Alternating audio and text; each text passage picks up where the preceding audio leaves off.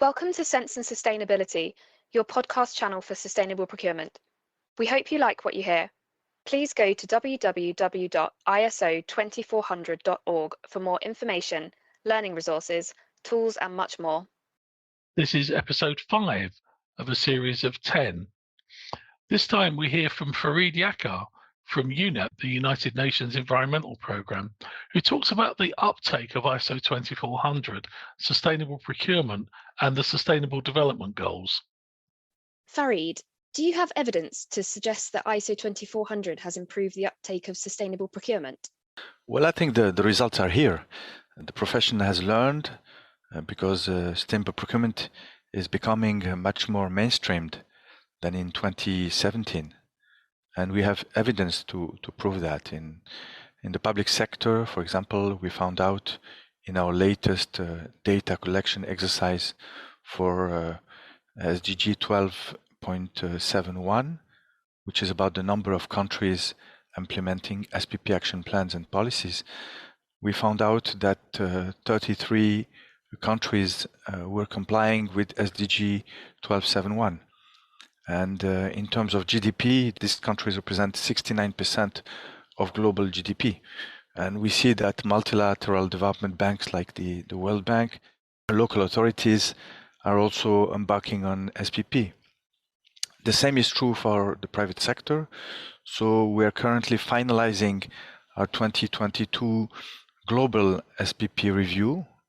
For this third edition, we inaugurated with Laval University in Quebec, Canada, a section to assess the progress of sustainable procurement in the private sector.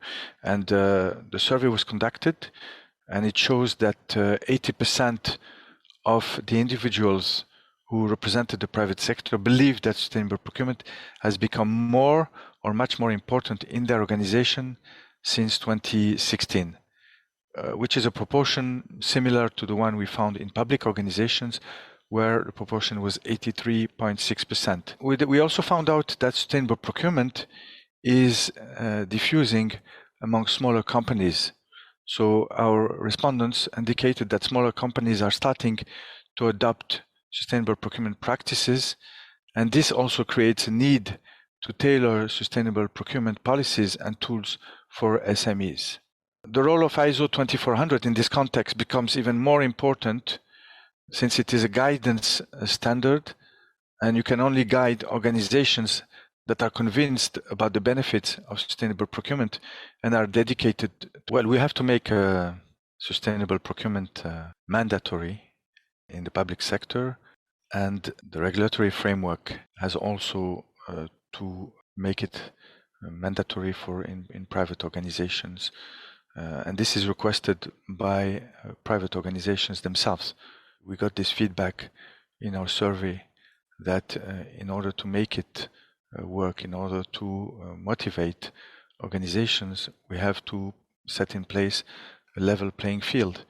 And this can only happen if regulations are put in place that really make it mandatory and motivate private organizations to really adopt and implement sustainable procurement. Thank you for listening to our podcast on Sense and Sustainability. Please listen out for more episodes. For more information, learning resources, tools, and much more content on sustainable procurement, go to www.iso2400.org.